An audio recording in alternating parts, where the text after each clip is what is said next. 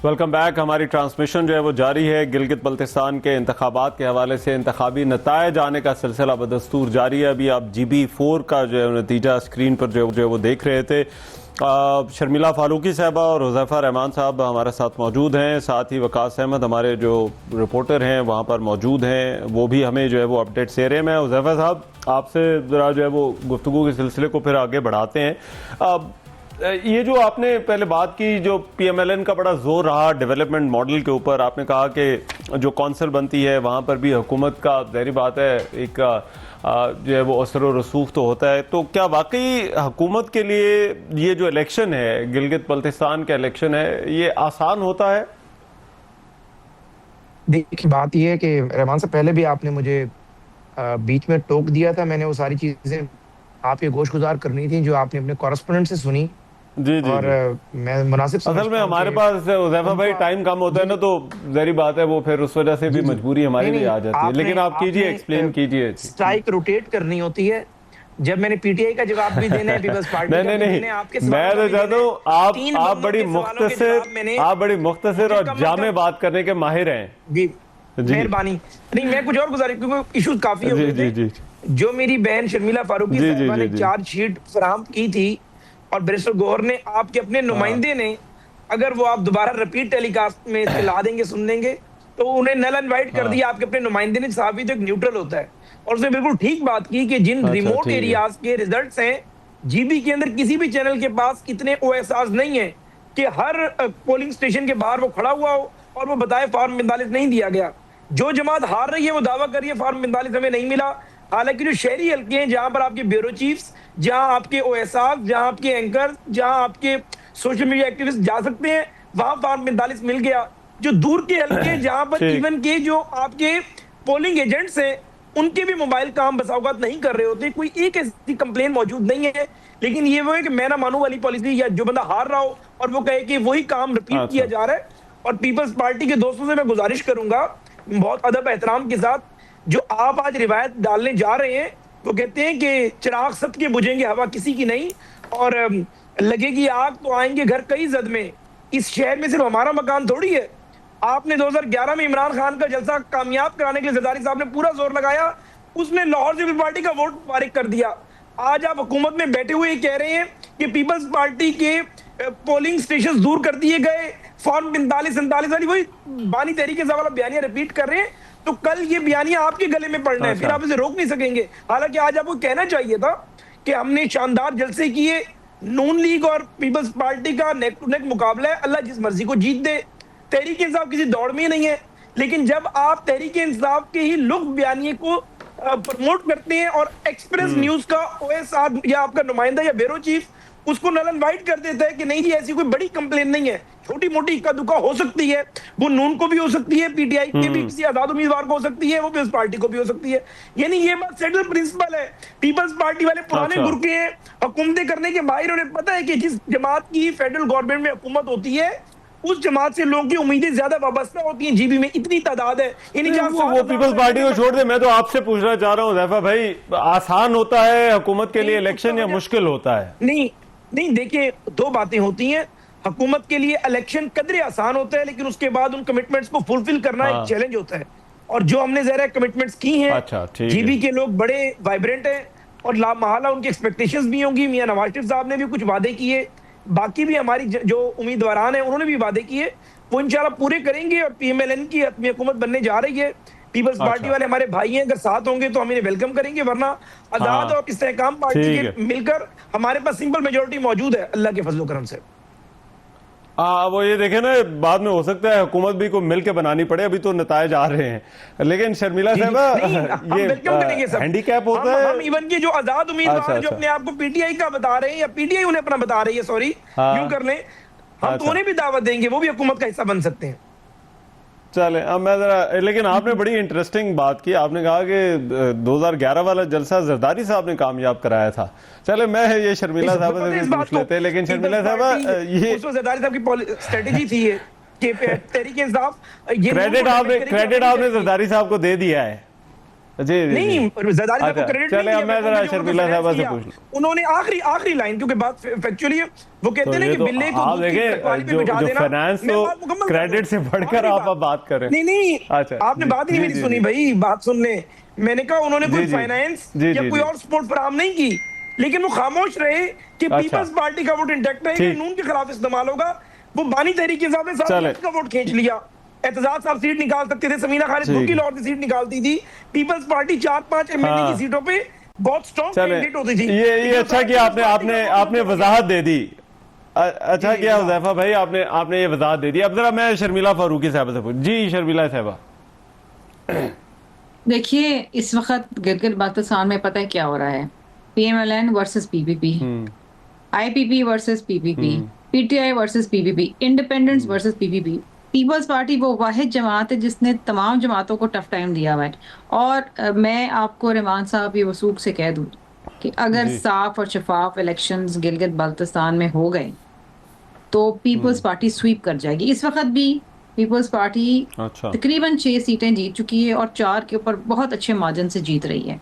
सो ये जो हमारी अनऑफिशियल रिजल्ट्स हैं, जो हमारे वर्कर्स वहाँ बैठे हैं, पोलिंग एजेंट्स वहाँ बैठे हैं, अब अगर आगे कुछ और होता है, इनकी जमात में तकरीबन कोई 3 से 4 सीटें अभी तक जीती हैं और IPP ने कोई भी नहीं जीती। तो जाहिर बात है हमारा तो इलेक्शन सेल काम कर रहा है, बाकी तो जो ऑफिशियल रिजल्ट्स आएंगे वो आपके सामने लेकिन ये हैंडीकैप होता है जो जमात हुकूमत में नहीं होती उसके लिए ये ऐसा इलेक्शन लड़ना। देखिए रिवायती तौर पे ये होता है कि जो जमात वफाक में हुकूमत बनाती है वही GB के अंदर उसका एक एज जरूर होता है, बिकॉज अगेन ये जो गिलगित बाल्टिस्तान है ये they are dependent on federal funds.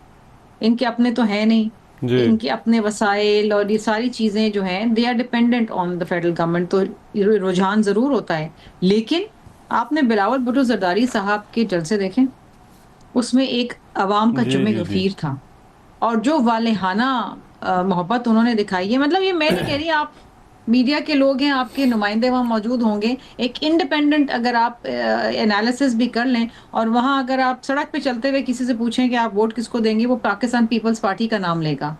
और जो इंडिपेंडेंट लेकिन शर्मिला साहब हमें मैं आपको एक इम्प्रेशन आपके साथ शेयर कर दूं, क्योंकि जो मियां नवाज शरीफ और PMLN के लोगों ने वहां पे बातें की और पीपल्स पार्टी के लोगों ने की, ऐसा लग रहा है कि पीपल्स पार्टी का फोकस बिलावल भुट्टो का, आसिफा भुट्टो का रहा कि राइट्स जो है वो मिलने चाहिए। दूसरी तरफ PMLN का फोकस था डेवलपमेंट का।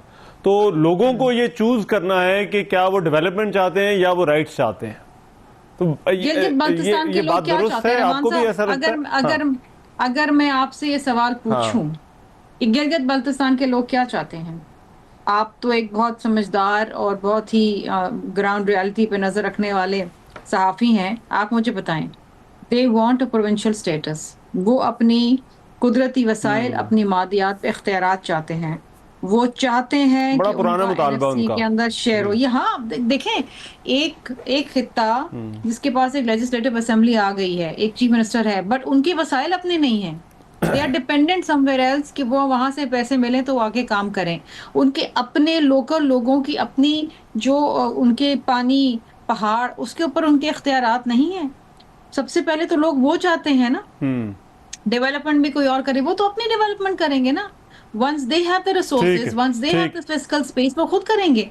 और ये इख्तियारात पहले भी लेजिस्लेटिव असेंबली की नजर में मद में 2009 में एक एम्पावरमेंट ऑर्डर के तहत सदर जरदारी साहब ने इनको दिए थे। तो आगे ही पीपल्स पार्टी ही इसको लेके चलेगी। ठीक है।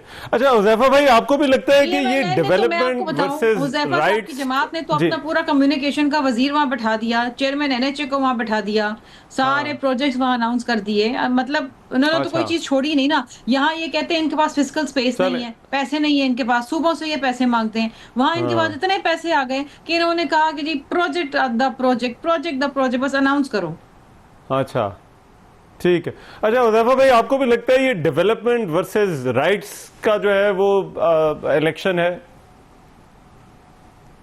देखें, दो बातें हैं। पहली बात तो ये है कि सबसे बड़ा मसला जो है GB की आवाम को, आज भी आप अपने रिपोर्टर्स को कहेंगे वॉक्स कर लें, शॉर्ट्स कर लें, वो डेवलपमेंट का ही है। खुद मेरी बहन शर्मिला फारूकी साहिबा ने भी जो शिकवा किया, अगर उसको मैं दुरुस्त भी मान लूं कि हमारे जो सड़क के ऊपर पोलिंग स्टेशन थे उनके पहाड़ की चोटी पे पहुंचा दिया। अगर इंफ्रास्ट्रक्चर वहां पर बेहतरीन हो तो पहाड़ की चोटी पर हो या पहाड़ की गहराई में हो तो मसला कोई नहीं। यानी जिस जीबी को कहा जाता है कि वो स्विट्जरलैंड से, जिनीवा से, वो बर्न, माउंट बर्न, गस्ताद और जीरो से ज्यादा खूबसूरत है, लेकिन वहां पर इंफ्रास्ट्रक्चर मौजूद नहीं है। जब वहां पर ज़ाहिर इंफ्रास्ट्रक्चर होता है तो राइट्स भी मिल जाते हैं, बाकी चीजें भी आ जाती हैं, रिसोर्सेज भी आ जाते हैं। अदरवाइज जीबी में जितने मर्जी आप राइट्स दे दें, इतने रिसोर्सेज वो जनरेट नहीं कर सकता अपने रेवेन्यू से, जिससे वो नए एयरपोर्ट्स बना ले, रिट्स कर्टन और शेरटन और हयात एजेंसी की चेन्स वहां पर ले आए। तो वहां के लोगों का सबसे बड़ा मसला इंफ्रास्ट्रक्चर है, और जाहिर है जाकर उन्हें इंफ्रास्ट्रक्चर अच्छा मिल जाता है, मोटरवेज कनेक्ट हो जाती हैं जीबी एयरपोर्ट से, जो उनकी खूबसूरत तरीन वादियां हैं जहां आप और हम तो शायद कभी पहुंचे भी नहीं, वहां के मकामी लोग बताते हैं या उसकी कोई तस्वीरी झलकियां कभी आ जाती हैं तो जन्नत का गुमा होता है उनको देखकर। तो वहां ये नहीं है कि वहां जाकर राइट्स देने उन वादियों को, वहां जरा इंफ्रास्ट्रक्चर देने, और इंफ्रास्ट्रक्चर फेडरल गवर्नमेंट का अरबों खरबों का बजट ही फराहम कर सकता है। ये सीपैक जैसा कोई बड़ा आपको एड या ग्रांट आ जाए वो फराहम कर सकती है। जीबी को अगर आप राइट्स दे भी दें for the sake of argument, अगर जीबी सिंध जितना भी रेवेन्यू जनरेट कर ले तब भी जीबी का डेवलपमेंट इंफ्रास्ट्रक्चर खड़ा नहीं हो सकता। उसके लिए अरब की जरूरत है। और जाहिर है जब स्विट्जरलैंड ने इतना बड़ा इंफ्रास्ट्रक्चर खड़ा किया था, वो 300 साल पहले किया था, उसके लिए जाहिर स्विट्जरलैंड ने पूरी प्लानिंग की, टैक्सेशन का निजाम किया पूरी दुनिया में। यानी यूरोप में, यानी फ्रांस का एक एयरपोर्ट ऐसा है जो मैं खुद यानी कई दफा गया हूँ, पेरिस का, यानी फ्रांस का एयरपोर्ट आधा जो है वो स्विट्जरलैंड में आता है और आधा यूरोप में आता है, यानी फ्रांस में आता है। स्विट्जरलैंड में स्विस फ्रैंक चलता है, वहां पर यूरो चलता है। जैसे ही आप गाड़ी से घूम कर आए हैं, टनल बनी हुई है, यानी आधा उसका टर्मिनल इधर है, आधा टर्मिनल इधर है, तो जमीन आसमान का, महंगाई का भी इतना फर्क है, उसके लिए प्लानिंग। लेकिन हुज़ैफा भाई अब देखिए ना, जीबी में जो 3 हुकूमतें बनी हैं उसमें आपकी जमात को भी मौका मिला, पीपल्स पार्टी को भी मौका मिला, और तहरीक इंसाफ के तो क्योंकि दोस्त यहाँ पर नहीं है, उनके भी वजीर आला रहे। अगर ये नहीं हो सके काम अभी तक, तो आपके ख्याल में क्यों नहीं हुए? मैं देखिए बिल्कुल विदाउट एनी हेजिटेशन ये मैं एडमिट करूंगा, पीएमएलएन की तरजीह बहुत थी, मियां नवाज शरीफ साहब को जितना टाइम मिला उन्होंने किया, लेकिन अब भी ज़ाहिर है हमारा पिछले 1-1.5 साल में जब वहां का वज़ीर आला खत्म हो गए थे, इंटरिम सेटअप मौजूद था, या इवन कि तहरीक इंसाफ को मौका मिला, बानी तहरीक इंसाफ बहुत बातें करते थे टूरिज्म की, पीपल्स पार्टी को भी मौका मिला, लेकिन जीबी में जितनी तरक्की होनी चाहिए थी, इट इज वेरी अनफॉर्चुनेट वो तरक्की नहीं हुई। और उसकी जिम्मेदारी मैं एक जमात पे नहीं डालूंगा, हम पाकिस्तान में जितनी भी हुकूमतें हैं सब पे मैं जिम्मेदारी रखूंगा, मार्शल द्वार पर भी रखूंगा। जीबी जो इस मुल्क का बहुत बड़ा रेवेन्यू का मंबा बन सकता था, उस जीबी को हमने तरक्की उस लेवल की नहीं दी।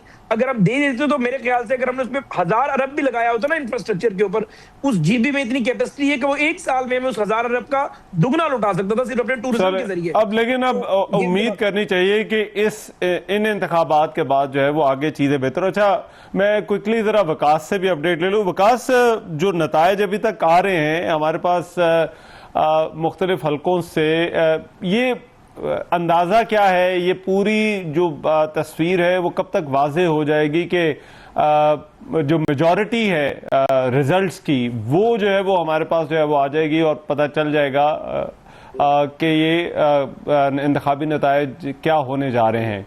तो कोई है अंदाजा, को बता सकते हैं आप कि कब तक पूरा प्रोसेस जो है वो रिजल्ट्स का, गैर हतमी गैर सरकारी रिजल्ट्स का, ये मुकम्मल